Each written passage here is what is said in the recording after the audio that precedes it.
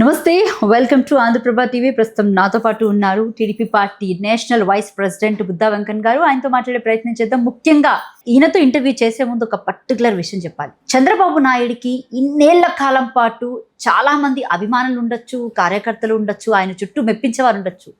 కానీ చంద్రబాబు నాయుడికి వీర విధేయత, నిజంగా చెప్పాలంటే ఇన్నొక టెర్రరిస్ట్ అని చెప్పచ్చు అభిమానంలోని. రైట్, ప్రస్తుతం నాతో పాటు అయితే ఉన్నారు. చంద్రబాబు నాయుడు కోసం ఏకంగా తన చెయ్యి కోసి రక్తార్పణం కూడా చేసినటువంటి సందర్భాలు కూడా ఉన్నాయి. ఆయనతోనే మాట్లాడే ప్రయత్నం చేద్దాం. నమస్తే సార్, ఎలా ఉన్నారు? రైట్ సార్, మీ ఏజ్ ఎంత ఉండొచ్చు సార్? 58. నమ్మొచ్చా? నమ్మచ్చు. కాదు సార్, ఇంత ఫేస్ లో చూస్తుంటేమో అమాయకత్వం కనపడుతుంది, తెగింపు కనపడుతుంది బయట చూస్తేనేమో. ఎందుకని అంటే చంద్రబాబు నాయుడు గారి విషయంలో ఎందుకంత తెగింపు మీకు? మామూలుగా స్వతహా నేను ఒక ధైర్యంగా ఉంటాను చిన్నప్పటి నుంచి కూడా. చంద్రబాబు నాయుడు గారు అంటే నాకు పార్టీ కంటే అంటే మీ ఓపెన్గా చెప్తున్నాను, నేను వ్యక్తిగతంగా ఆయన అంటే నాకు అభిమానం. ఎందుకు? వ్యక్తిగత అభిమానులు ఉంటారు, క్రికెట్ వాళ్ళు ఉంటారు, అలాగే పొలిటికల్ లీడర్లు ఉంటారు, వాళ్ళకి అభిమానులు ఉంటారు. అలాగే నేను ఆయనకు అభిమాని. తెలుగుదేశం పార్టీగా కాకుండా చంద్రబాబు నాయుడు గారి విజను, చంద్రబాబు నాయుడు గారి మనస్తత్వం, ఆయనకి నేను బాగా దగ్గరగా ఉన్న కాలంలో ఆయన మనస్తత్వం, చంద్రబాబు నాయుడు గారి మనస్తత్వం చాలా అసలుకి మనం భారతదేశ రాజకీయాల్లో ఎవరిని చూడం. ఆయనకి బాగా దగ్గరగా ఉండి ఒక సింగిల్గా ఉన్నప్పుడు ఆయనకి మనం ఏం చెప్పినంటారు, ఏం చెప్పినారే ఈ చిన్నవాడు ఇతను చెప్తే మనం మాట తీసుకోవడం ఏంటి, అలా ఉద్దేశాలు. అలా చంద్రబాబు నాయుడు గారు భారతదేశ గర్వించదగ్గ నాయకుడితో నాకు చాలా పెద్ద యాక్సెస్ ఆయనతో బాగా అదే దొరకడం నా అదృష్టం. ఎలా కనెక్ట్ అయ్యారు మీకు చంద్రబాబు? చంద్రబాబు గారు కూడా నా దగ్గర ఉన్నటువంటి సిన్సియారిటీ, ఉన్నట్టు మాట్లాడతాడు ఏదైనా అనే ఒక ఇదిగా నన్ను కూడా అభిమానంగా చూస్తాడు ఆయన. నన్ను కూడా చంద్రబాబు నాయుడు గారు ఎంకన్నా నేనంటే అభిమాని అనే టైప్లో చూస్తాడు. చంద్రబాబు నాయుడు గారు కూడా పార్టీ వ్యక్తిగా చూడడం, యాక్చువల్గా అంటే చెప్పాలంటే వాళ్ళ మనిషిగా చూస్తాడు.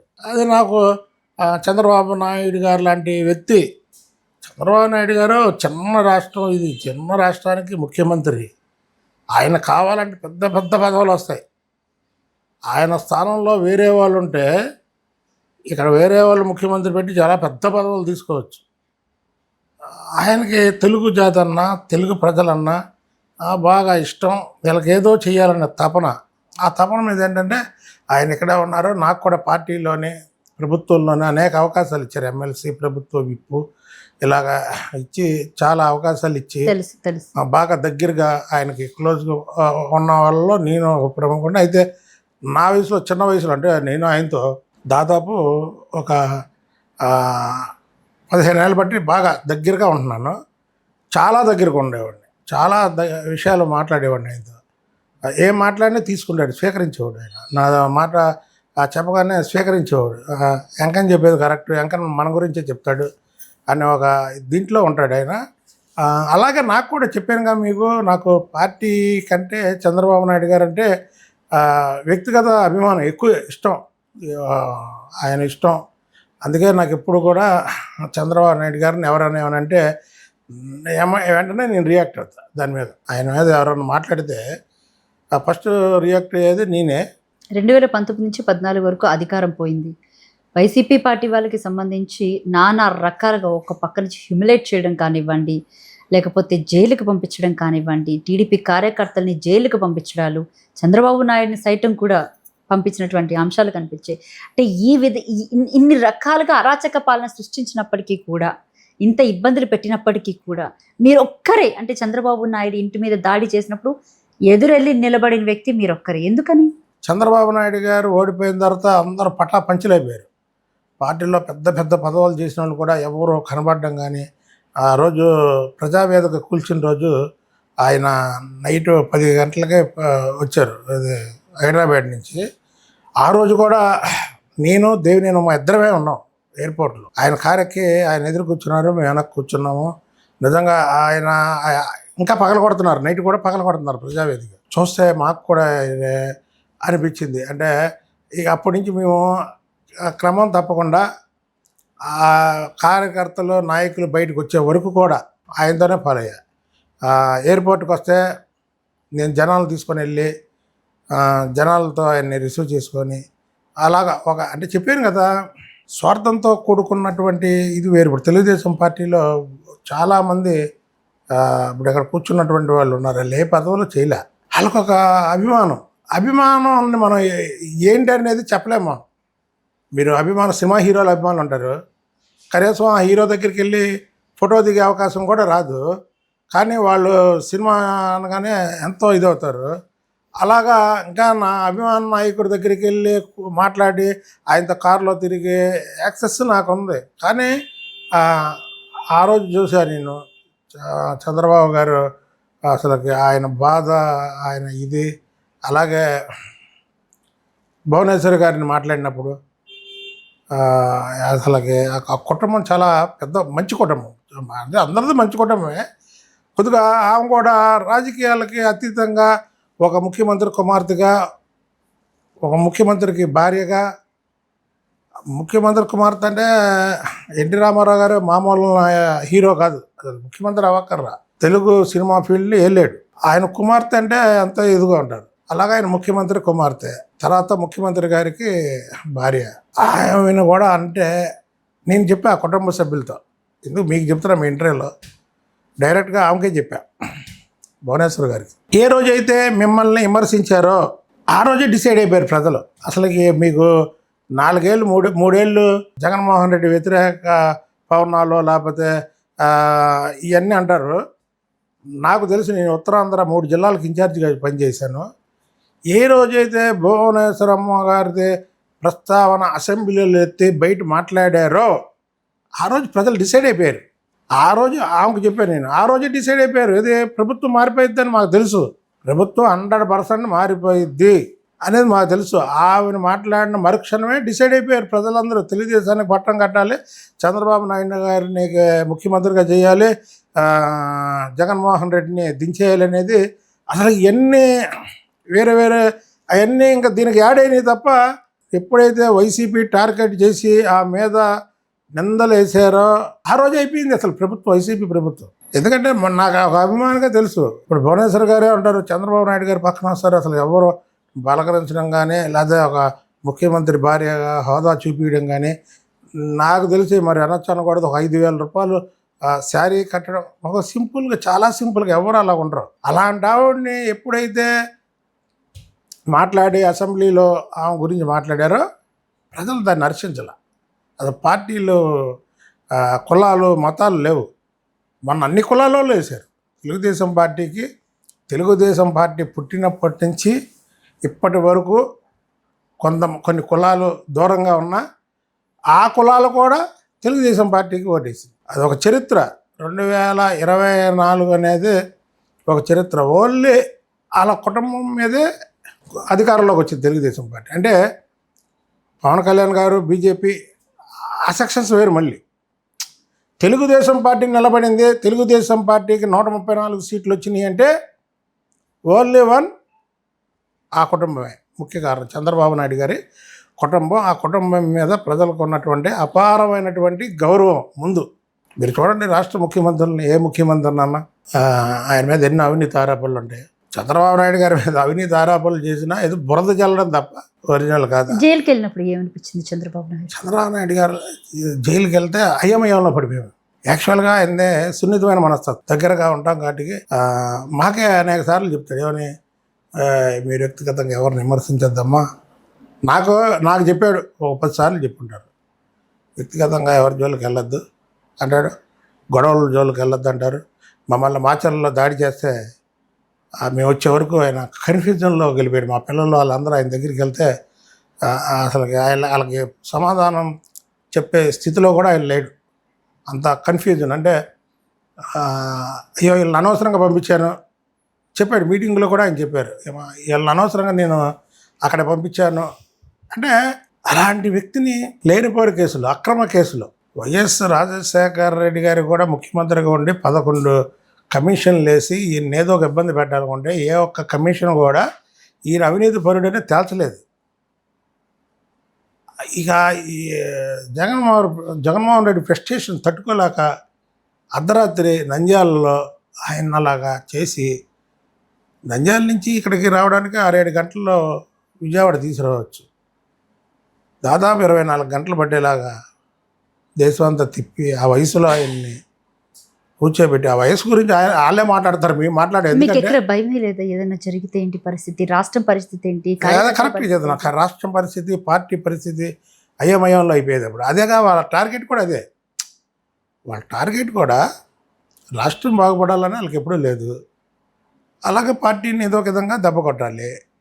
ఇక రోజు రోజుకి ఆ గ్రాఫ్ పెరిగిపోతుంది, వాళ్ళకి తెలుస్తుంది ఎలాగా ఏంటి అని.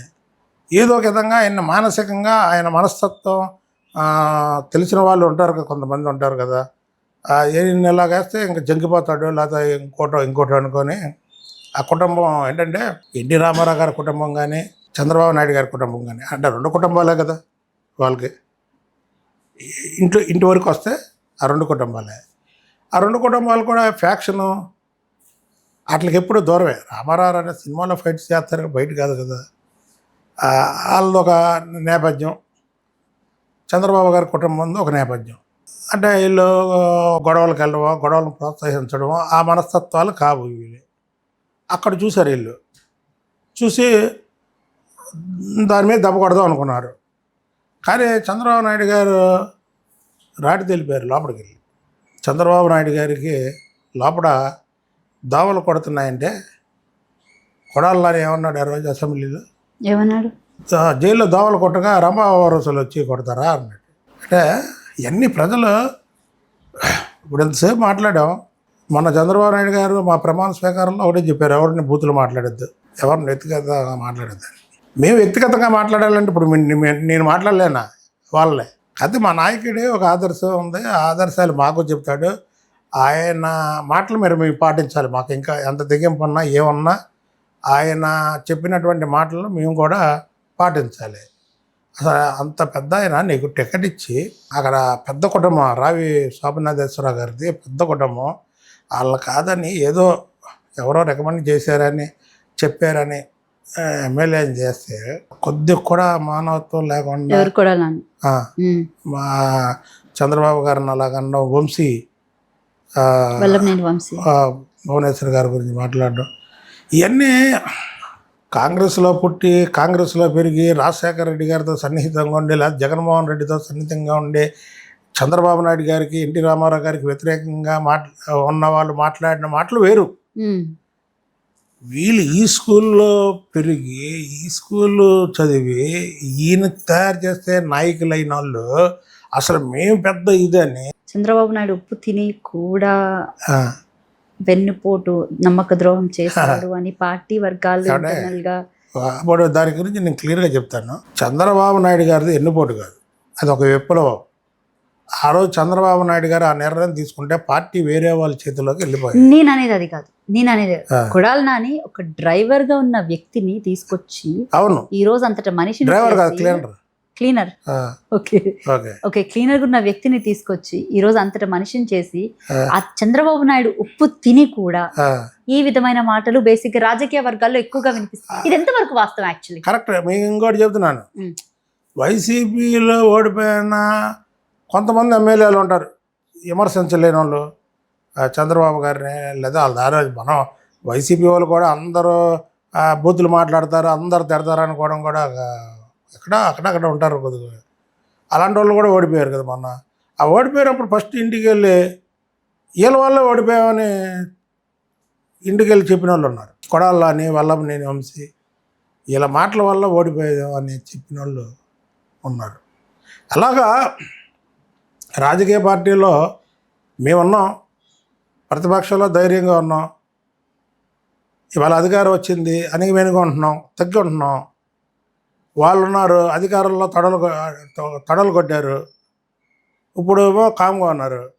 మీరు అక్కడే చూసుకోవచ్చు. మేము ఆ రోజుల్లోనే చెప్పేవాళ్ళం, వీళ్ళు అంత ఇది కాదు, అధికారాన్ని చూసుకొని మాట్లాడే వ్యక్తులే, కానీ వీళ్ళకి అంత సినిమా లేదని వాళ్ళ అధికారంలో ఉన్నప్పుడు మేము చెప్పేవాళ్ళం. వల్లభనేని వంశీని జైలుకి పంపించగలిగారు, కానీ ఎందుకు కొడాలి నాని విషయంలో జాప్యం జరుగుతుంది? అవి మనకు తెలియదు. ఇప్పుడు వల్లభనేని వంశీని కూడా మీకు ఏ కేసులు ఉన్నాయి, కేసుల్లో పంపించారు. మరి కొడాలి నానిని మరి ఏం కేసులో, ఈ అవినీతి కేసులు అవి ఉన్నాయి, తోడతారు.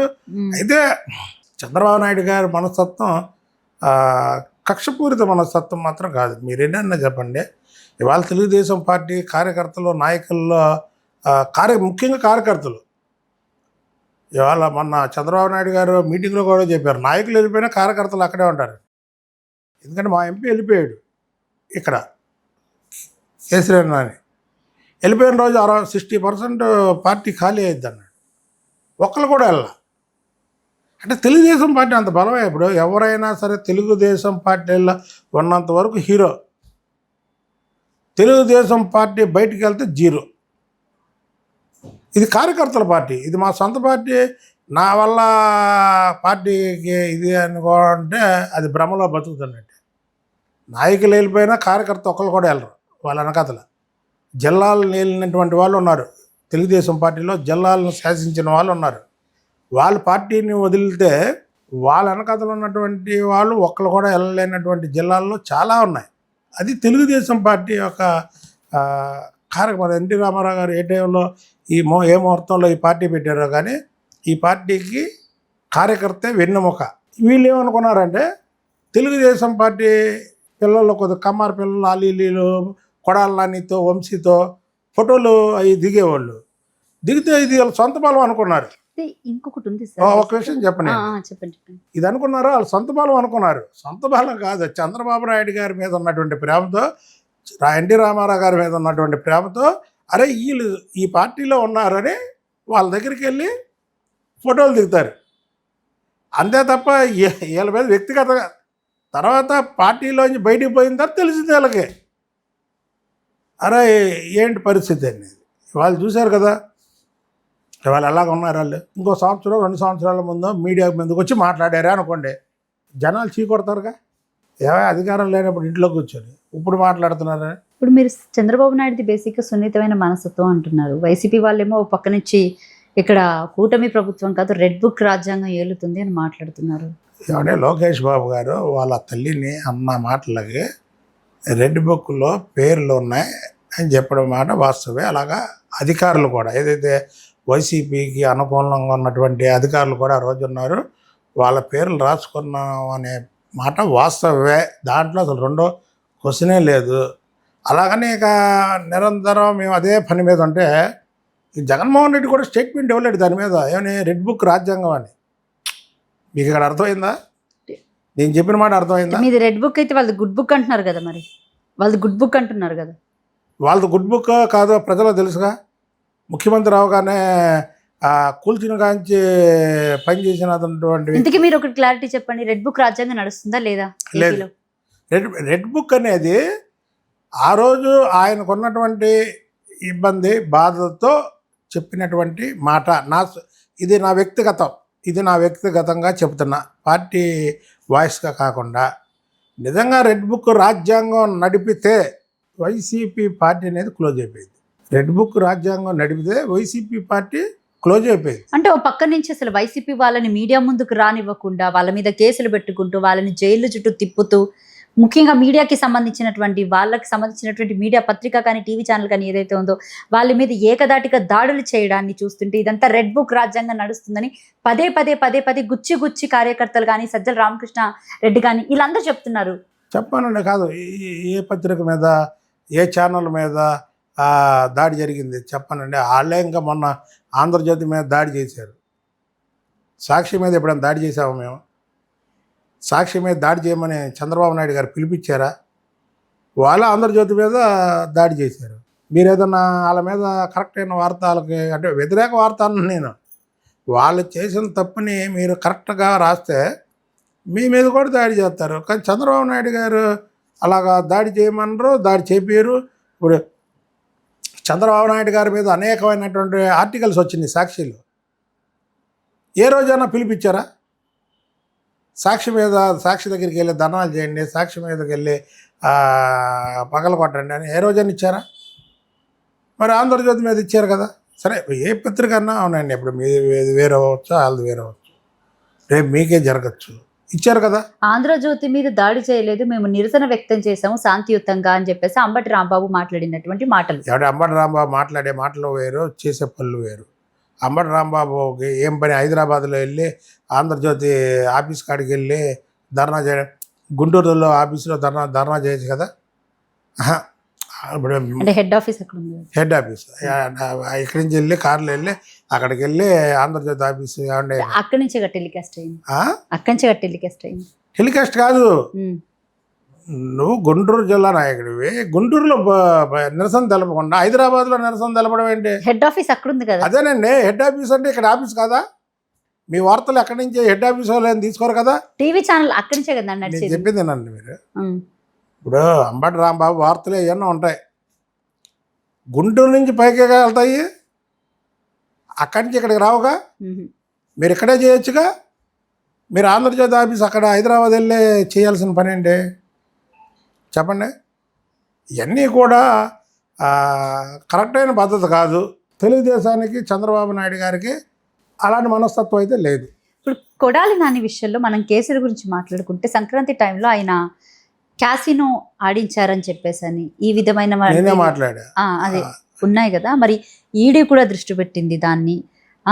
ఇవన్నీ ఉండగా కూడా ఎందుకు ఇంకా కూటమి ప్రభుత్వం ఎలాంటి స్టెప్ తీసుకోవట్లేదు? అది తీసుకుంటారు. అయితే ముందుగానే మరి కోసుకున్నాడో లేదో బైపాస్ జరిగిందని చెప్పి ఇక్కడ పెద్ద బాక్స్ పెట్టి తిరిగాడు. అదే అరెస్ట్ ఎక్కడ చేస్తారని. అది వీళ్ళ ధైర్యం కాదు.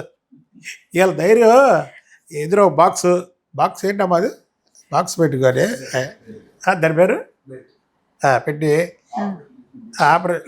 ఆపరేషన్ చేయించుకున్నాడో చేయించుకోలేదో ఏదో బాగా తెలియదు, తిరుగుతున్నాడు. అవి ఈ రకరకాల ఇప్పుడు ఏంటంటే ఎప్పుడు అరెస్ట్ చేస్తారో, మరి ఒకవేళ ఏదైనా కేసు ఉంటే ఈ బెయిల్ ఘాట్లకి పనికి వస్తాయి. ఏం ఆపరేషన్ ఏమైనా చెప్పాడా పోయి మీడియా ముఖంగానే? మీడియా ముఖంగానా మరి నాకైతే నేను చూడలేదు మరి ఏం చెప్పాడు. అయినా అవన్నీ కరెక్టా కాదా అని, కరెక్ట్ అని మాత్రం నేను అనుకోను. నా స్వయంగా ఇదైతే కరెక్ట్ అనుకోను. వీళ్ళందరూ ఏంటంటే అధికారం శాస్త్రం అనుకున్నారు. అధికారం శాస్త్రం అనుకొని ఇష్టం వచ్చినట్టు మాట్లాడారు. మీలాంటి వాళ్ళు ఎదురు కూర్చొని ఏదైనా ఎంటర్ చేసినా సరే, ఏదో వీళ్ళు డబుల్ మర్డర్ కేసులో సింగల్ ముద్దాయిలు ఉంటారు. అంటే మీకు అర్థమైందా? ఒక మనిషిని 5, 6, 10 మంది కలిసి చంపుతారు. అలా కాకుండా వీళ్ళు ఏమనుకున్నారంటే, ఒక్కడే ఇద్దరిని చంపితే డబుల్ మర్డర్ కేసులో సింగల్ ముద్దాయి అంటారు వాళ్ళు. మేము అంత డోలం అనుకున్నారు వీళ్ళు. వీళ్ళు ఎవరిని చంపదెబ్బ కొట్టింది కూడా లేదు. మాకు తెలిసి వీళ్ళు పలానా వాడిని చంపదెబ్బ కొట్టారు అని కూడా మాకైతే తెలియదు. మీరు ఇన్ని మాట్లాడుతున్నారు కదా, కొడాలి నాని ఇంకొక 6 నెలల్లో మళ్ళీ తెర మీదకి రాజకీయాల్లోకి రాబోతున్నారని ఒక ప్రకటన విడుదల చేశారు. ఎవరు? ఆయన వస్తే ఏంటి పరిస్థితి? ఆయన వస్తే వైసీపీ వాళ్ళే చీ కొడతారు. 2.5 ఏళ్ళు ఎక్కడ ఉన్నావయ్యా నువ్వు? 2.5 ఏళ్ళు మాట్లాడకుండా ఇప్పుడు వచ్చేవారు. అదేకైతే మీరు ఈ ప్రశ్న మిమ్మల్ని మేము అడగకముందే చెప్పా. వాళ్ళ తెర మీదకి రాగానే వైసీపీ వాళ్ళే చీ కొడతారు. వాళ్ళు వస్తానన్నా మీరు రానివ్వట్లేదంట కదా టీడీపీ వాళ్ళు. అసలు మేమేందే రాని, మీడియా ముఖంగా వస్తే మాత్రం కేసులు పెడతామని చెప్పేసి అని పెద్ద ఎత్తున మీరు మాట్లాడుతున్నారంట. మరి మేమైతే అనలేదు. ఒకవేళ నిజంగా అన్నా, ప్రతిపక్షానికి కూడా మీరు అసలు కాదండి మేమైతే అనలేదు. ఒకవేళ అన్నారే అనుకోండి, రావాలి ముందుకి. ఒకవేళ మేమైతే అనలేదు, ఒకవేళ నిజంగా అన్నారే అనుకో, మీరు అన్నట్టు రావాలి ఎదురుకి. అంటే ప్రతిపక్ష పార్టీ గొంతులు నొక్కేస్తున్నారని మాట్లాడుతున్నారు కదా వీళ్ళు. ప్రతిపక్ష పార్టీ అసలు తెలుగుదేశం పార్టీ. వీళ్ళు తెలుగుదేశం పార్టీలోంచి వైసీపీలోకి వెళ్ళారు, వైసీపీ నాశనం చేయడానికి. మా పార్టీలో ఉన్నప్పుడు మా పార్టీని నాశనం చేసేవాళ్ళు. ఇదిలోంచి అందులోకి వెళ్ళారు, అది నాశనం చేశారు. ఇప్పుడు మీరు చెప్పినట్టు 6 నెలల్లో సినిమా రిలీజ్ అయింది అనుకోండి, వాళ్ళ పార్టీ వాళ్ళు కూడా ఆ సినిమా చూడరు. ఈ 2.5 ఏళ్ళు ఎక్కడ మొత్తం కంటెంటే వీక్. ఎందుకంటే అసలు ఈ 2.5 ఏళ్ళు ఎక్కడికి వెళ్ళారయ్యా? మీరు అడుగుతారుగా 2.5 ఏళ్ళు ఎక్కడికి వెళ్ళారు మొత్తం. ఆయన వాళ్ళు వేసేస్తాం, పడిచేస్తాం, తీసేస్తాం అన్నాక, బాబు ఎక్కడికి వెళ్ళావు అని అడుగుతారుగా మీరు. శ్రీరాములు సినిమా చూసారా? ఆ సినిమాలో బ్రహ్మానందం గారి క్యారెక్టర్ ఒకటి ఉంటుంది, కొట్టలు పట్టుకొని తిరుగుతాడు. ఎవరు ఇంతగా బ్రహ్మానందం? సరే చెప్పిందానండి, మీ దృష్టిలో ఎవరు చెప్పారు? సరే చెప్తున్నానండి. చెప్పాక అన్న వాడు ఇలా అంటున్నాడన్నా వేసొద్దా అంటే అరే ఇవాళ సోమవారం వేయకూడదు అంటే అయితే రేపు మంగళవారం ఆంజనేయ స్వామి ఇది రేపు అసలు చేయకూడదు. సరే అన్న బుధవారం అయ్యప్ప స్వామిది చేయకూడదు, శుక్రవారం అమ్మవారిది ఇంకోటి చెప్తాడు. సరే ఆదివారం వేసేద్దాం అన్న అంటాడు. ఆదివారం సెలవురా, ఆదివారం సెలవు, ఆదివారం రా చేయకూడదు. అలాగే వీళ్ళు ఏమి చేయలేరండి. అసలు వాళ్ళ గురించి ఇంతసేపు మనం మాట్లాడుకోవడం కూడా వేస్ట్. అంటే ఒకవేళ కొడాలి నాని కానీ వల్లభనేని వంశీ కానీ మళ్ళీ టీడీపీ పార్టీలోకి వస్తానంటే తీసుకుంటారా? టీడీపీ రాజకీయాల్లో ఏమైనా జరగచ్చు కదా? ఏమైనా జరిగితే కానీ అది జరగదు. ఎందుకు జరగదు? ఎందుకు జరగకూడదు? అది జరగదు అన్నాం కదా, జరగకూడదు కాదు, అది జరగదు. రాసుకోండి, జరగదు అది. రైట్. అయితే జగన్ పై ఇప్పటి వరకు 32 కేసులు ఉన్నాయి. అలాగే పైగా ఈడీ ఎంక్వైరీలు కూడా నడుస్తూనే ఉన్నాయి. ఈడీ కేసులు ఉన్నప్పటికీ కూడా 14 సంవత్సరాలుగా బెయిల్ మీదే ఉన్నాడంటే ఏంటి అర్థం? ఎందుకు కూటమి దీని మీద పెద్దగా స్పందించట్లేదు, పట్టించుకోవట్లేదు? అంటే కోర్టుల పరిధిలో ఉన్నాయి కాబట్టి ప్రభుత్వం మాట్లాడకూడదు. చంద్రబాబు నాయుడు గారు కానీ ఇతర వ్యక్తులు కానీ కోర్టు పరిధిలో ఉన్నటువంటి కేసుల గురించి ఏవైతే ఉన్నాయో ఆ కేసుల గురించి మాట్లాడకూడదు. అదే ఇదివరకు చంద్రబాబు నాయుడు గారిని అనేవాళ్ళు కదా, మేనేజ్మెంట్ వీళ్ళు మేనేజ్మెంట్ అంటే ఇప్పుడు ఒక కేసు తొందరగా ట్రయల్స్కి రాకుండా ఉండడానికి రకరకాల మార్గాలు ఉంటాయి. ముద్దాయిలు హాజరు కాకపోవడం, అదే బీజేపీతో ఇంకా టైప్ లో ఉన్నారు, అది కాదండి. ఆ మార్గాలేనా? అయ్యేళ్ళు అవి మేము ఒప్పుకోము. లేదా ముద్దాయిలు అందరూ వెళ్ళకపోవడం, అందులో జగన్మోహన్ రెడ్డితో పాటు చాలామంది ముద్దాయిలు ఉన్నారు కదా, ఆ ముద్దాయిలు అందరూ వెళ్ళకపోవడం, ఒకరు వెళ్తే ఒకరు వెళ్ళకపోవడం, దానివల్ల లేట్ అవుతుందేమో అనుకున్నాం. చాలా మంది అభిప్రాయం ఏంటంటే మోడీ అమిత్ షా అతనికి సహాయం చేస్తున్నారని చెప్పేసి. అది కరెక్ట్ కాదండి. ఆ విషయాలు అయితే కరెక్ట్ కాదు. జగన్మోహన్ రెడ్డి లాలో ఉన్నటువంటి లూప్ హోల్స్ ఏవైతే ఉంటాయో అవి పట్టుకొని ఆ కేసులని అదే అవన్నీ మనం ఎక్కువగా మాట్లాడకూడదు వాటి గురించి. అంటే ఇప్పుడు బేసిక్ గా కూటమి ప్రభుత్వం ప్రెజర్ చేస్తే దాని మీద ఒక కొలిక్ వచ్చింది కదా. ఇప్పుడు నేను చెప్పాను కదా, చంద్రబాబు నాయుడు గారు అయితే అలా వ్యక్తిగతంగా ఇబ్బంది పెట్టే మనిషి అయితే కాదు. ముందు ఆయన దగ్గర ఎవరన్నా చెప్పిందండి, ఆయన దగ్గర మీ లాంటి వాళ్ళు నా లాంటి వాళ్ళు వెళ్ళే కేసుల గురించి అయినా చట్టం తన పని తాను చేసుకుంటుంది అంటారు తప్ప ఆయన వ్యక్తిగతంగా ఇబ్బంది పెట్టేవాడు కాదు. ఇవన్నీ కూడా కోర్టు పరిధిలో ఉన్నాయి కాబట్టి కోర్టులు చూసుకోవాలి. మనం ఎక్కువ దీని గురించి మాట్లాడకూడదు. రైట్. సో ఏ పదవి లేకపోయినా కూడా మీరు ఎమ్మెల్సీగా ఇచ్చినప్పటికీ ఒకప్పుడు అది అయిపోయిన తర్వాత పదవి లేకపోయినా కూడా మీరు దుర్గగుడి ఫ్లైఓవర్ కోసం ఎందుకంత కొట్లాడారు? అంటే ముందే అది ఎమ్మెల్సీ ఇవ్వకముందే అదే అంటున్నా. అక్కడ ఏదంటే హైదరాబాద్ వెళ్ళి వస్తే మేము ఆ రోజు అమ్మవారి గుడి దగ్గర చూసారు కదా, ఇల్లు అమ్మవారి గుడి మెట్ల దగ్గరే మా చూసాను. ఇక్కడి నుంచే స్టార్టింగ్ హైదరాబాద్ నుంచి రావాలంటే 4 గంటల్లో వచ్చేవాళ్ళం విద్యాధరపురం. అక్కడి నుంచి ఇక్కడికి రావాలంటే 1.5 గంట పట్టేది. ఏది 1 కిలోమీటర్ రావాలంటే 1.5 గంట పట్టేది. ఆ ట్రాఫిక్లో బాగా ఇబ్బందులు పడుతున్నప్పుడు దాని గురించి ఒక ఉద్యమం చేయాలి అని ఏదో ఒకరోజు ఉద్యమం చేయకుండా 2 సంవత్సరాలు కంటిన్యూషన్గా దాని మీద ఉద్యమం చేస్తే దానికి చంద్రబాబు నాయుడు గారు ఆ రోజు ఢిల్లీ నుంచి వచ్చి ప్రతిపక్ష నాయకుడిగా ఉండి హైదరాబాద్ నుంచి వచ్చి ఇక్కడ మహాధర్నాలో పాల్గొన్నాడు. అది నేను చేసేటప్పుడు నిదానంగా రాష్ట్ర వ్యాప్తంగా వెళ్ళింది, తర్వాత దేశవ్యాప్తంగా ఉంది. నేను ముఖ్యమంత్రి అయిన వెంటనే ఒకవేళ మీరు వేస్తారా నన్ను ఏమంటారా, లేకపోతే అంటే వాళ్ళు వేయలేదు. ఈయన ముఖ్యమంత్రి అవగానే ఫస్ట్ అక్కడికి వెళ్ళి ఈ ఫ్లైఓవర్ వేశారు. అయితే అప్పుడు ఉన్నటువంటి కేసీఆర్ నాని ఎవరైతే ఉన్నారో నేను వేయించాను, నా డబ్బులతోనే వేయించాను అని చెప్పేవాడు. నా డబ్బులతోనే జరుగుతుంది. అయితే జరిగింది ఇక్కడ కనకదుర్గ ఫ్లైఓవర్ ఉద్యమ నిర్మాత నేను. ఉద్యమంలో పాల్గొద్ది అనేక మంది తెలుగుదేశం కార్యకర్తలు. ఆ రోజు కేసీఆర్ గారు అసలు పార్టీలో కూడా లేడు. తర్వాత కాలంలో ఎంపీ అయ్యాడు. మహాధర్నా కార్యక్రమం ఉంది, చంద్రబాబు నాయుడు గారు ఒకసారి యూట్యూబ్లో కొట్టి చూడండి. ఆ ధర్నాల్లో ఎక్కడ ఎదురు వరుసలో కానీ వెనక వరుసలో కానీ పై వరుసలో ముందు కార్యకర్తలు కూర్చునే వరుసలో కూడా లేడు. కానీ నేనే తీసుకొచ్చాను అంటాడు.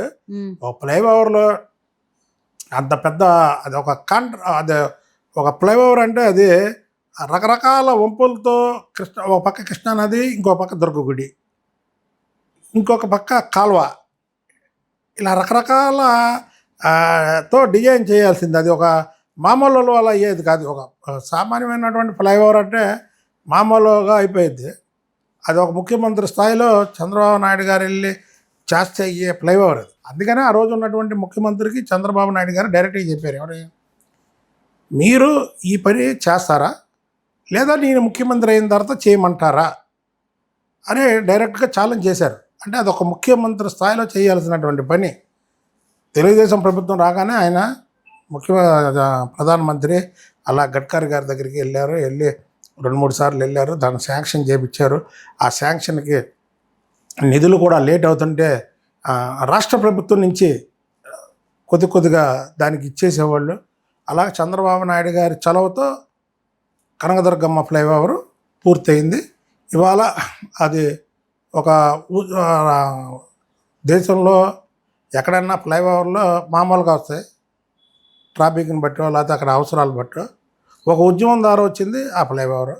ఆ ఫ్లైఓవర్ ఉద్యమంలోనే నేను చంద్రబాబు గారికి బాగా దగ్గరైపోయా. అంటే ఎప్పుడైనా అనిపించిందా మీకు, ఒక ఎమ్మెల్యే కాదు, ఎమ్మెల్సీ కాదు, కార్పొరేటర్ కాదు, కనీసం పెద్ద స్థాయి కార్యకర్త కూడా కాదు, అట్లాంటిది మీరు అంత పెద్ద ఉద్యమం చేస్తున్నప్పుడు ఆ రోజు నేను తెలుగుదేశం పార్టీ ఇన్ఛార్జ్ ఇక్కడ. ఈ రాజకీయాల్లో ఎవరో కూడా ఫస్ట్ నుంచి పెద్ద స్థాయిలో ఉండరండి, కింద స్థాయి నుంచే పైకి వెళ్తారు మన కెపాసిటీని బట్టి. ఫ్లైఓవర్ వచ్చిన తర్వాత ఏమనిపించింది మీకు? చాలా హ్యాపీ. దాని మీద వెళ్తుంటే నాకు చాలా ఇదిగా ఉంటుంది, హాయిగా ఉండేది. ఫ్లైఓవర్ ఎప్పుడైనా సరే ఆ ఫ్లైఓవర్ నుంచి వెళ్ళేటప్పుడు నాకు చాలా హ్యాపీగా చాలా ఇదిగా ఉంటుంది మనసు. అంటే ఎంతమంది కష్టాలు తీర్చారు, ట్రాఫిక్ సమస్యలు ఏమైనా నివారించగలిగారా ఆ ఫ్లైఓవర్ పడిన తర్వాత? ఈ చుట్టుపక్కల ఉన్న వాళ్ళకి గట్టువనక ప్రాంతం, భవానీపురం, గొల్లపూడి, గుంటుపల్లి, అలాగే మీకు హైదరాబాద్ వెళ్ళాలన్నా లేదా అసలు మీరు అది ఏదో ఒక ఏరియాకి సంబంధించింది కాదు, అది చాలా పెద్ద కనెక్ట్ ఉన్నటువంటి ఫ్లైఓవర్. అది చాలా ఇది. దాని మించి ఎప్పుడన్నా వెళ్తున్నప్పుడు నాకు చాలా మనసు జీవితంలో చేసిన పదవుల కంటే ఇది గొప్పది అనే ఒక ఫీలింగ్ మాత్రం నాకు వస్తుంది. అంటే మీకు చంద్రబాబు నాయుడు మాట ఇచ్చారు, మాట ఇచ్చినట్టు నిలబెట్టుకున్నారు.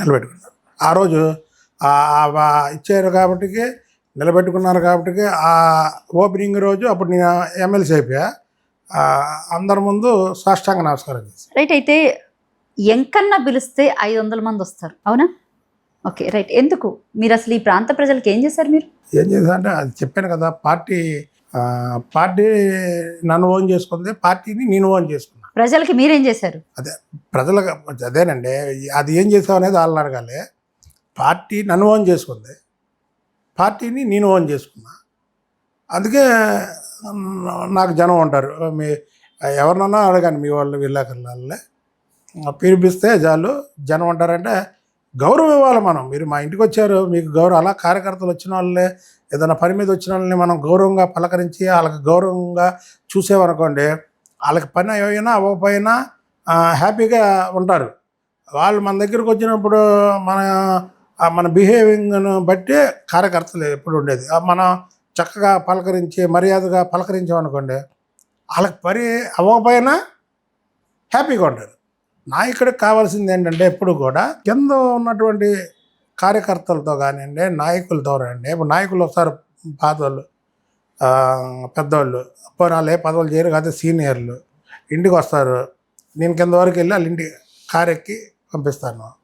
అది గౌరవించాలి మనం. ఆ గౌరవం ఎప్పుడైతే ఇచ్చామో ఆటోమేటిక్గా వాళ్ళు కూడా మనం ఓన్ చేసుకో. రైట్. విజయసాయి రెడ్డి గారు కొత్తగా మళ్ళీ టీవీ ఛానల్ పెట్టబోతున్నారు. ఆయన లైసెన్స్ కోసం యాక్చువల్లీ ప్రతి టీవీ ఛానల్ చుట్టూ తిరుగుతున్నారు యాక్చువల్లీ టీవీ ఛానల్ పెట్టడానికి. రైట్. అయితే ఏంటి ఇప్పుడు సాక్షి ఉంది, ఇప్పుడు మళ్ళీ వైఎస్ఆర్సీపీ. విజయసాయి రెడ్డి గారిది ఏంటంటే చంద్రబాబు నాయుడు గారి మీద ఎక్స్లో ఫస్ట్ నుంచి ఆయన విమర్శించడమే ఆయన పని. దానికి కౌంటర్గా నేనే ఆయన మీద చేసేవాడిని. ఆయన ఎంకన కాదు, ఇది పైనుంచి వస్తుందని కూడా ఏదేమన్నా ఎవరైనా ఏదన్నా అనుకోండి, నేనే ఆయన ఇప్పుడు మా రాజ్యసభకి రాజీనామా చేశాడు. తెలుగుదేశం పార్టీతోనో లేకపోతే బీజేపీతోనో జనసేనతోనో కాకదాం అనుకున్నాడు, కుదరలేదు. మొన్న మళ్ళీ చంద్రబాబు నాయుడు గారి మీద లేని పని మాట్లాడాడు. మొన్నటి వరకు మళ్ళీ మేము కూడా మాట్లాడలేదు, పార్టీ నుంచి బయటికి వెళ్ళిపోయాడు ఆయన. మళ్ళీ ఆయన మీద లేనిపోయిన మాటలు మాట్లాడి నేను డిజిటల్ మీడియా పెడతా, పేపర్ పెడతా అని మాట్లాడి, చంద్రబాబు గారి మీద మాట్లాడి ఈ రెండు తీసుకొస్తానంటే ఏంటి, ఆయన మీద తప్పుడు ప్రచారం చేయడం. ఆయన డిజిటల్ మీడియా తీసుకొస్తే అదే రోజు నేను ప్రారంభిస్తానని చెప్పాను, ప్రారంభిస్తాను. ఏం ప్రారంభిస్తారు మీరు? డిజిటల్ మీడియా డిజిటల్ మీడియా ప్రారంభిస్తారు. ఇంత కరుడుగట్టిన ఉగ్రవాది అని అన్నాను కదా, మీరు అప్పుడు ఇలా చూసారు నా వంక బేసిక్గా. ఎందుకంటే ఒక పార్టీలో ఈ స్థాయి నాయకుడిని నేను ఎప్పుడు ఎక్కడ చూడలేదు బేసిక్గా. అంటే అంత అభిమానం, అంత ప్రేమ కలబోసుకుని పార్టీ అనే కంటే చంద్రబాబు గారికి నేను ఏరాభిమాని అండి. ముందు నేను డైరెక్ట్గా చెప్తున్నా, ఎవరన్నా ఏమనుకోనండి. మనం మరి చంద్రబాబు నాయుడు అధికారంలోకి వచ్చిన తర్వాత మీ కోల్ని నేషనల్ వైస్ ప్రెసిడెంట్ కాకుండా ఎందుకు ఏ పదవి ఇవ్వలేకపోయారు? అంటే పార్టీలో కొన్ని ఇవి ఉంటాయి. ఇది కులాల సమీకరణలో, లేకపోతే నాకు ఇవ్వాల్సిన పదవి ఆయనకు మనసులో ఏముందో చేస్తారని అయితే చెప్పారు. దాంట్లో ఇదే లేదు, చేస్తానని చెప్పారు. చేస్తారనే నమ్మకం నాకు ఉంది. చేసినా చేయకపోయినా ఇలాగే ఉంటా. అంటే మీకు ఎప్పుడు బాధ అనిపించలేదు పదవి ఇవ్వకపోతే? చంద్రబాబు నాయుడు సరే అభిమానం వేరు. కరెక్ట్ మీరు అడిగింది. అరే బాధపడినటువంటి రోజులు ఉన్నాయి. భలే వాళ్ళ నేను బాధపడలేదు అనుకుంటే అని చెప్తే ఇప్పుడు నేను అన్నీ చెప్పినవన్నీ అబద్ధాలు అనుకుంటా. బాధపడిన రోజులు కూడా ఉన్నాయి. భలే వాళ్ళు ఎందుకు బాధపడినా ఇదే అందరూ పిచ్చి పిచ్చి వాళ్ళు వచ్చి మంత్రులు, ఎమ్మెల్యేలు ఇంకో పదవుల్లో ఉన్నారు. మనం ఏంటి అనే దాని మీద ఉన్నాం. ఇది బీజేపీకి ఇచ్చారు యాక్చువల్గా, కాబట్టి మాకు కొద్దిగా ఊరట అదే ఆ బీజేపీకి ఇచ్చేసారు, మనకి ఇవ్వలేకపోయారు అనేది. అయితే బాధ ఎందుకు ఉండదు, పడిన రోజులు ఉన్నాయి. ఇక అయితే ఇప్పుడు క్రమేణా అది మర్చిపోయాము. ఆయన చంద్రబాబు గారు పిలిచి మాట్లాడారు, లోకేష్ బాబు గారు మాట్లాడారు, తప్పకుండా ఇస్తామని చెప్పారు, ఇస్తారు. ఇంకా అంటే 2 ఏళ్ళు అయిపోయింది కదా, 3 ఏళ్ళే కదా ఉంది. మీరు కూడా పొలిటికల్గా బాగా మాట్లాడుతున్నారు. కరెక్ట్గా నా మనసులో కూడా అదే ఉంది. బాగా చెప్పారు. నేను కూడా చెప్తున్నాక ఇప్పుడు మీరు వేసారు ప్రశ్నలు, మీరు చెప్పినవి కూడా వినాలిగా. బాగా మాట్లాడారు. ఇది మాత్రం నా మనసులో కూడా ఉంది. ఎవరి 5 ఏళ్ళు అయితే 2 ఏళ్ళు అయిపోయింది కదా అనేది మాత్రం నా మనసులో కూడా ఉంది. నా మనసులో అది మీరు ఎదురు చెప్పారు. ఏ కమిషన్ చైర్మన్ ఇచ్చినా కూడా 2 ఏళ్ల కన్నా ఎక్కువ ఉండదు. సరే ఎమ్మెల్సీ పదవి అంటేనే కొంచెం 5 సంవత్సరాలు దాటుతుంది అంతే. కాదండి, వాళ్ళు ఏ పదవి ఇద్దాం అనుకున్నారు. ఎప్పుడు కూడా రాజకీయాల్లో ఓపిక ఉండాలి. ఓపిక అంటే పార్టీతో పాటు టైం పీరియడ్ కూడా అయిపోతుంది కదా. పార్టీలో ఉన్నప్పుడు ఓపిక ఉండాలి. ఓపిక లేక పెద్ద పెద్ద నాయకులు మట్టుకరిసిపోయారు. ఓపిక సహనం ఉండాలి. ఇది మన పార్టీలో అంటే మనం ఉన్న పార్టీ మీద మనం సహనంగా ఉండాలి. అయితే నేను ఇక్కడ ఒకటి మాట్లాడతా. మీరున్న పార్టీ అని మీరు అనుకుంటున్నారు కదా, మీ పార్టీయే కావచ్చు, కానీ ఇక్కడ 3 పార్టీలు ఉన్నాయి. ముగ్గురిని అంటే బీజేపీ, జనసేన, టీడీపీ, ఇక్కడ 2 పార్టీలని కన్విన్స్ చేయాలి. ఈ గ్యాప్ లో మీకేం వచ్చింది? అదేనండి నేను చెప్పేది. అదే చంద్రబాబు నాయుడు గారికి ఏ ఇబ్బందులు ఉన్నాయో మీరు చెప్పింది కరెక్ట్. అది 5 ఏళ్ళు అయితే 2 ఏళ్ళు అయిపోయింది. ఇక 3 ఏళ్ళు ఇచ్చి మీరేం చేస్తారు అనేది కూడా పాయింటే. దాన్ని నేను చెప్తున్నా కానీ ఉన్నట్టు మాట్లాడేస్తాను. దీంట్లో కాదులేండి అని చెప్పను కదా. బాధపడిన రోజులు కూడా ఉన్నాయి. చూద్దాం. అలాగని పార్టీకి వ్యతిరేకంగా ఉంటే తప్పది. మన ఎన్నాళ్ళు పార్టీని మోసి ఇప్పుడు మీరు హైదరాబాద్ నుంచి వచ్చి నన్ను ఇంటర్వ్యూ చేయడానికి వచ్చారంటే ఏంటి, తెలుగుదేశం పార్టీ నాయకుడే అనే కదా వచ్చారు. పార్టీ ఆ గుర్తింపు ఇచ్చింది కదా. చూద్దాం, మనం తొందర ఎందుకు పడ్డాం. ఇస్తారు, సార్ అయితే ఇస్తారు, తప్పకుండా ఇస్తారు. ఆ గ్యారంటీ అయితే నాకు ఉంది. కాన్ఫిడెన్స్ అయితే ఉంది నాకు, ఏది ఇస్తారు అని. మీరు బీసీ కదా? బీసీలకి అసలు టీడీపీ పార్టీ ఏం న్యాయం చేసింది? తెలుగుదేశం పార్టీయే బీసీల పార్టీ. బీసీలు ఇవాళ ఎంతోమంది అసలు బీసీలకు న్యాయం చేయడం అంటే మళ్ళీ నేను ఇక్కడ ఒక దీనికి అడ్వాన్స్. బీసీలకు న్యాయం చేయడం అంటే పదవులు ఇవ్వడం న్యాయం చేయడం కాదు. బీసీలని తలెత్తుకొని తిరిగేలాగా తెలుగుదేశం పార్టీ ఒకటే చేసింది. అది ఎన్టీ రామారావు గారి దగ్గర నుంచి దాన్ని చంద్రబాబు నాయుడు గారు కానీ ఇవాళ లోకేష్ బాబు గారు కానీ అలాగా దాన్ని బీసీలు ఇప్పుడు నేను బుద్ధ వెంకన్నగా నాకు గౌరవిస్తారు వాళ్ళు.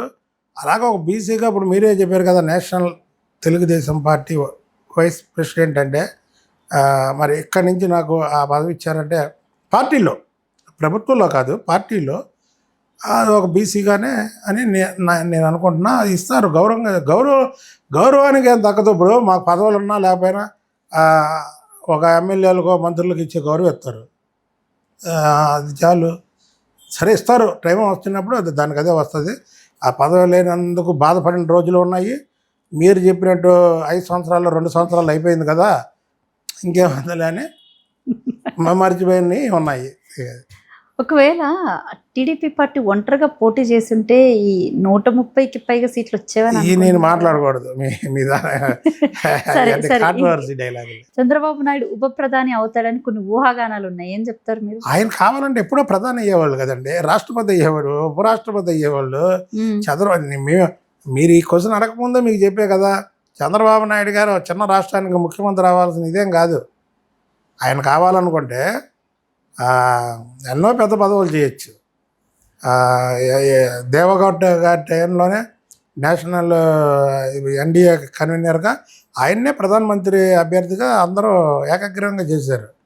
నాకు ఈ పదవి వద్దులే అని ఆయనే తప్పుకొని వీళ్ళందరం చేసినటువంటి ఇది. ఆయనకి ఏ పదవన్నా తక్కువేనండి. ఒక్కొక్కరు ఉంటారు, పదవి కొన్ని తెస్తారు. అందులో చంద్రబాబు నాయుడు గారు ఒకళ్ళు. మనం అందులో రెండో క్వశ్చనే లేదు. ఆయన కావాలనుకుంటే ఎన్నో పదవులు. ఇప్పుడు అటు తెలంగాణలోనే ఇటు ఆంధ్రప్రదేశ్లో 2 చోట్ల పార్టీని నడిపించి 2 చోట్ల అక్కడ కూడా ప్రభుత్వాన్ని తెచ్చే సత్తా చంద్రబాబు నాయుడు గారికి ఉంది. నిజంగా ఉందా? ఉంది, నిజంగా ఉంది. తెలంగాణలో ఇంకా ఉందా పార్టీయా? ఎందుకు లేదండి, పార్టీ ఉంది, మనుగడ ఉందా? ఎందుకు లేదు? చెప్పేదానండి, ఆయనకి ఆ సత్తా ఉంది. కానీ ఇక ఆంధ్రప్రదేశ్కి ఎందుకు ఫిక్స్ అయిపోయాడంటే రాష్ట్రం విడిపోయింది. ఇక్కడ ప్రజలు నన్ను ఫస్ట్ ఎన్నుకున్నారు, ఇక ఈ ప్రజలకే ఇక్కడ సేవ చేద్దాం అనే దీని మీద ఇక్కడ ఇది అయిపోయింది. రైట్. అయితే రీసెంట్గా నారా లోకేష్ గారికి పార్టీ పగ్గాలు ఇచ్చారు, పార్టీ ప్రెసిడెంట్ చేశారు. మరి సీఎంని ఎప్పుడు చేయబోతున్నారు?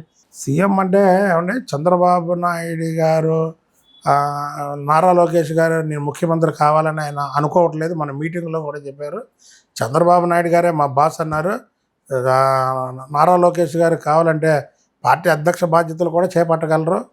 కానీ ఆయన కూడా ఏదో ఆషామాషిగా వర్కింగ్ ప్రెసిడెంట్ ఇవ్వాలి, అది కూడా చెప్పాలి. ఆయన కూడా కార్యకర్తలా కష్టపడ్డాడు, పార్టీలో ఎన్నో అవమానాలు పొందాడు, అవతల నుంచి ఎన్నో మాటలు మాట్లాడాడు. ఇందాక మీరు చెప్పిన వాళ్ళ నానా రకాల మాటలు మాట్లాడారు. ఇంకొకరు అయితే మంగళగిరి సేపు కాదు, విజయవాడ ఈస్టో లేదా విశాఖ ఈస్టో అలాంటి చోట్లకి గెలుద్దాం అనుకునేవాళ్ళు. ఓడిన చోటే గెలవాలని పట్టుబట్టి మంగళగిరిలో పోటీ చేసి గెలిచాడు. అలాగే తెలుగుదేశం పార్టీ అధికారం కోల్పోయిన తర్వాత ఆయన పార్టీ కోసం పడిన కష్టాలన్నీ అందరికీ తెలుసు, పార్టీలో ఉన్న వాళ్ళకి. ఆయన పడిన కష్టానికి గుర్తింపుగా వర్కింగ్ ప్రెసిడెంట్ ఇచ్చారు తప్ప చంద్రబాబు నాయుడు గారి కుమారుడిగా కాదు. ఒకటి గుర్తుపెట్టుకోండి, నేను చెప్తున్నాను. నారా లోకేష్ బాబు గారు పడిన కష్టానికి వర్కింగ్ ప్రెసిడెంట్ వచ్చింది. అదే చంద్రబాబు నాయుడు గారు కుమారుడిగా వర్కింగ్ ప్రెసిడెంట్ ఇవ్వాలంటే ఎప్పుడో ఇచ్చేసేవాళ్ళు. ఇప్పుడు వరకు ఎందుకు? ఇప్పుడు అఖిలేష్ యాదవ్ లేదా ఇంకొకరు ఉన్నారు, వాళ్ళు సొంత పార్టీల్లో వాళ్ళు అసలు ఇవన్నీ లేకుండా ఇచ్చేసేవాళ్ళు కదా. కష్టపడి పడి పడి పడి పార్టీని కూడా లైన్లోకి తీసుకొచ్చి మెంబర్షిప్ పెట్టి కార్యకర్తల సంక్షేమ నిధిని పెట్టి కష్టపడుతున్నాడు. కాబట్టి ఆ కష్టానికి తగ్గ ఫలితం ఇచ్చారు. చంద్రబాబు నాయుడు గారు కుమారుడిగా వర్కింగ్ ప్రెసిడెంట్ రాలా. తెలుగుదేశం పార్టీలో బాగా పనిచేస్తున్నాడు. తెలుగుదేశం పార్టీకి తగ్గ నాయకత్వ తగ్గ లక్షణాలు ఉన్నాయి, ఆ పోరాట పడిమ ఉంది, ఆ తగ్గ పదవి. కాబట్టి అదే వర్కింగ్ ప్రెసిడెంట్ చంద్రబాబు నాయుడు గారు కుమారుడిగా ఇవ్వాలంటే ఆయన యాక్టివ్ అయిన రోజే ఇచ్చేసేవాళ్ళు. అది ముఖ్యమంత్రి పదవి, ఇవన్నీ పదవులు అంటే దీన్ని బట్టి వస్తాయి. మనం రేపు అయిపోతాడో మనం అనుకోకూడదు ఇవన్నీ. అందులో కూటమి ప్రభుత్వం, ఆ మాటలు నేను మాట్లాడకూడదు, ఎందుకంటే వాళ్ళు అక్కడ వేరు కాబట్టి.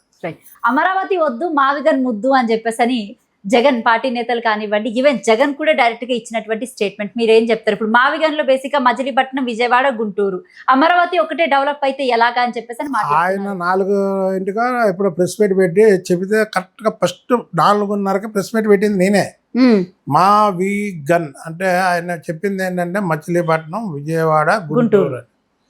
అదే అండి, మీరు 3 రాజధానులను ప్రకటించారు, ఒకవేళ ఒంగోలు గుంటూరు మధ్యలో ఉంటే ఏం పేరు పెడతారు అని మాట్లాడినటువంటి వ్యక్తిని నేనే చెప్పేదానండి. ఈ కరెక్ట్ కాదు, అదేంటంటే కామెడీగా ఉంది. మావి గన్ అనేది ఒక కామెడీగా ఉంది. ఒక ముఖ్యమంత్రి చేశాడు జగన్మోహన్ రెడ్డి కూడా, ప్రతిపక్ష నాయకుడిగా చేశాడు. మరి ఆ రోజు పార్లమెంట్లో బిల్లు పాస్ అవుతున్న రోజు హడావడిగా ఆ స్టేట్మెంట్ ఇవ్వకూడదు, అసలు ఆ పేరు పెట్టకూడదు. మీరే 3 రాజధానులు అన్నారు, మీరే అమరావతిని నానా రకాలుగా మాట్లాడారు. తర్వాత మళ్ళీ మీరే మరి మీరున్నప్పుడు ఏమైపోయింది? అది మీరు ముఖ్యమంత్రిగా పనిచేసినప్పుడు ఏమైపోయింది? 3 రాజధానుల మాట కాకుండా ఇలా 3 మధ్యలో పెడతానని, సరే మేము ఒప్పుకుంటాం, ఒప్పుకోకపోతాం, ప్రజలు ఒప్పుకుంటారు, ఒప్పుకోకపోతారు, పక్కన పెట్టండి. మీరే మాట్లాడాలిగా ఆ మాట. మీరు ప్రభుత్వంలో ఉన్నప్పుడు, మీరు ముఖ్యమంత్రిగా ఉన్నప్పుడు మీరు ఆ రోజు చెప్పాల్సిన మాట పార్లమెంట్లో బిల్లు పాస్ అయ్యే రోజు ఆగమేఘాల మీద చెప్పాల్సిన అవసరం ఏముంది? చెప్పండి. మీకు 5 ఏళ్ళు టైం ఇచ్చారు కదా, 5 ఏళ్ళు టైం ఉంది కదా, 5 ఏళ్ళలో మాట్లాడాల్సిన మాట 3 రాజధానుల మాట మాట్లాడారు కదా. మరి ఈ మావి గన్ మాట కూడా ఆ రోజు మాట్లాడితే దానికి ఒక అర్థం ఉండేది. మీరు ఆగమేఘాల మీద మొన్న మాట్లాడడం అది కరెక్ట్ కాదు. ప్రజలు దాన్ని సీరియస్గా తీసుకోవాలి. ఆయన మాట్లాడిన డైలాగ్ని ఒక ముఖ్యమంత్రిగా పనిచేసినటువంటి వ్యక్తి మాట్లాడాల్సినటువంటి మాట కాదు అది. ఏదో మామూలు, ఇప్పుడు మంచమని చెడవని ముఖ్యమంత్రి చేశాడు కదా, ఇది ముఖ్యమంత్రిగా చేసిన వ్యక్తి అసలు ఆ రోజు మాట్లాడకూడదు, అలా మాట్లాడకూడదు. ఆ మావి గన్ అనే మాట చాలా కామెడీగా ఉంది. ప్రజల్లో చాలా తేలిగ్గా తీసుకున్నారు ఆ విషయాన్ని. అదొకటే కాదు, విడిగా ఎక్కువగా ఖర్చు పెడుతుంది ప్రభుత్వం, అసలు ప్రజలకి ఏమి సంక్షేమ పథకాలు ఇస్తున్నారు, ఎక్కడ అభివృద్ధి చేస్తున్నారు అని పదే రోజుకు ఒక రకంగా పత్రికల పరంగా కానివ్వండి, టీవీ ఛానల్ పరంగా, డిబేట్స్ పరంగా ప్రతి దాంట్లో వచ్చి వాళ్ళ వాయిస్ గట్టిగానే వినిపించే ప్రయత్నం చేస్తున్నారు. 200 రూపాయలు ఇచ్చేది 2000 చేశాం మేము. ఇది పెన్షన్ 3000 చేస్తానని 5 సంవత్సరాలు చేశారు. ముఖ్యమంత్రిగా సంతకం పెట్టగానే ఎన్నికల టైం కాంచి మళ్ళీ 3 నెలలు 4000 రూపాయలు ఒకేసారి చేశారు. ఇప్పుడు మీకు ఒక 4 పిల్లలు ఉన్నారు. ఒక పిల్లవాడిని చదివిస్తానంటే, అంటే మీ నలుగురులో ఆ 4 పిల్లల్లో ఒకరిని చదివిస్తానంటే మీరు వ్యత్యాసం చూపించినట్టుగా ప్రభుత్వం. ఒక పిల్లవాడికేగా డబ్బులు ఇచ్చారు వీళ్ళు. చంద్రబాబు నాయుడు గారు ఎంతమంది పిల్లలు ఉంటే నంద్యాలలో ఒకరికి 11 మంది ఉంటే 11 మందికి ఇచ్చారు. సంక్షేమ పథకాలు ఎక్కడ ఆగినాయి? వీళ్ళు సంక్షేమ పథకాలు ఆగినాయి అని గోలగోల ఎక్కడ ఆగినాయి చెప్పండి? సంక్షేమ పథకాలు ఒకవైపు కొనసాగిస్తూనే మరో పక్క అభివృద్ధి పరుగులెత్తిస్తున్నారు. ఫ్రీ బస్ ఎవరికి పనికి రావట్లేదు, ఎందుకు ఆ ఫ్రీ బస్ అని చెప్పేసి ఆడవాళ్ళు ప్రతిసారి విమర్శిస్తున్నటువంటి మాట, పబ్లిక్ లో ఉన్నటువంటి మాట ఇది. ప్రతిపక్ష వాళ్ళు అంటున్నారు. ఇవాళ మీరు గుళ్ళకాడికి వెళ్ళండి, అమ్మవారి గుడికి, అన్నవరం లేదా చర్చిలు లేదా ఫ్రీ బస్ అంటే ఏమంటే ఉన్నవాడికి ఫ్రీ బస్సు వేస్ట్ అంటారు, కానీ లేని వాళ్ళకి ఫ్రీ బస్సు చాలా. ఒక 10 మంది పేదవాళ్ళు కూర్చొని ఏదో తీర్థయాత్రలకు వెళ్ళాలంటే ఇవాళ చక్కగా గుళ్ళకి వెళ్తున్నారు, లేదా చర్చికి వెళ్ళాలి, దూరం ఉన్న ప్రాంతంలో ఉన్నటువంటి చర్చికి 10 మంది వెళ్తున్నారు, లేదు ఒక మసీదులకు వెళ్ళాలి 10 మంది మాట్లాడుకొని వెళ్తున్నారు. ఇవాళ మీరు మమ్మల్ని కాదు, గుళ్ళో ఈ వాళ్ళే, చర్చ్ ఫాదర్లే లేదా దర్గాలు మెయింటైన్ చేసే వాళ్ళు అడగండి. ఈ ఫ్రీ బస్ ఇచ్చిన తర్వాత వీటికి జనాభా పెరిగారా లేదా? అంటే వాళ్ళ గుళ్ళకి ఎంత ఆదాయం కాదండి నేను చెప్పేది, వాళ్ళ ఆదాయం. పాప ఆదాయం ఉన్న వాళ్ళు అయితే ఇది ఎందుకు వేస్తారు? ఫ్రీ బస్సు వచ్చేవాళ్ళు పాప ధర్మ. తెలంగాణలో కూడా ఇదే వాదన వచ్చింది. యాక్చువల్లీ గుళ్ళకి ఆదాయం పెరిగిందని డైరెక్ట్ గా సీఎం రేవంత్ రెడ్డి చెప్పిందనండి.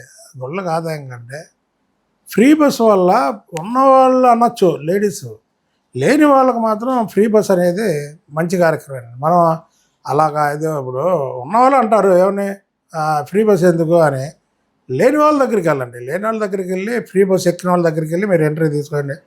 ఏమో మీరు టికెట్ లేకుండా ఉంటే హ్యాపీగా ఉందా, టికెట్ తీసుకుంటే హ్యాపీగా ఉందా అని అడగండి. బస్సు ఎక్కిన వాళ్ళని అడగండి. బస్సు ఎక్కలేని వాళ్ళని అడిగితే మీరు చెప్పినటువంటి సమాధానం వస్తుంది, బస్సు ఎక్కిన వాళ్ళని అడిగితే నేను చెప్పిన సమాధానం వస్తుంది. చివరిగా జగన్ మీరేం చెప్తారు? చంద్రబాబు నాయుడు గారి పాలన బేష్ బాగుంది, జగన్మోహన్ రెడ్డి పరిపాలన బాగోలేదు కాబట్టి 11 సీట్లకి పరిమితమైంది. చంద్రబాబు నాయుడు గారు ఒక విజన్ ఉన్న లీడరు, ఆయనకి ముఖ్యమంత్రి పదవి అనేది చాలా చిన్న పదవి. ఆయన కావాలనుకుంటే ఎప్పుడో ప్రధానమంత్రి అయ్యేవాళ్ళు. కాబట్టి చంద్రబాబు నాయుడు అనే వ్యక్తి ఈ రాష్ట్రానికి అవసరం అని తెలియజేస్తారు. వచ్చే ఎలక్షన్స్లో వైసీపీ పార్టీ మళ్ళీ అధికారం ఫామ్ చేయబోతుందని గట్టిగా బల్లగుద్ది చెప్తున్నారు వాళ్ళు. ఏమన్నా వాళ్ళ పార్టీ గురించి వాళ్ళు చెప్పుకోకపోతే కార్యకర్తలను నాయకులు ఎక్కడ మిగులుతారు? చెప్పండి మీరు. వాళ్ళు చెప్పుకోకపోతే వాళ్ళ కార్యకర్తలు నాయకులు మిగులుతారా? అసలు ఆలే మా పార్టీ రాదట్టి ఎవరైనా ఉంటారా? అలా చెప్పి వెనకేదో మరి జనాలను బాగు చేసుకోవాలి కదా. అంటే తెలుగుదేశం పార్టీ ముందు తెలుగుదేశం పార్టీ అనేది పెద్ద ఒక అండమాన్లో తెలుగుదేశం పార్టీ గెలుస్తుంది. చంద్రబాబు నాయుడు గారు ఒక తెలుగు వాళ్ళకే నాయకుడు కాదండి. అంటే ఆయన ఫేము ఒక తెలుగు వాళ్ళు ఉపయోగించుకునే ఫేమ్ కాదు. మీరు భారతదేశంలో ఏ మూలకెళ్ళిన చంద్రబాబు నాయుడు లేదా ఇతర దేశాలు వెళ్ళి ఆంధ్రప్రదేశ్ చంద్రబాబు నాయుడు అనగానే ఇతర దేశస్తులకు కూడా తెలుసు ఆయన. ఒక ముఖ్యమంత్రిగా ఇతర దేశస్తులకు కూడా తెలిసిన వ్యక్తి చంద్రబాబు నాయుడు గారు. నిజమే, ఇది మాత్రం నేను ఏకీభవిస్తాను మీతో. Right, thank you sir, thank you so much sir. మీ విలువైన సమయాన్ని మాకు కేటాయించినందుకు. అభిమానంతో కూడిన చంద్రబాబు నాయుడుకి ఒక పెద్ద అత్యంత ఫ్యాన్ అనే చెప్పుకోవచ్చు. రైట్, ఇది బుద్ధ వెంకన్న గారితో ప్రత్యేక ఇంటర్వ్యూ. మరొక ఇంటర్వ్యూతో మళ్ళీ కలుద్దాం. Thank you.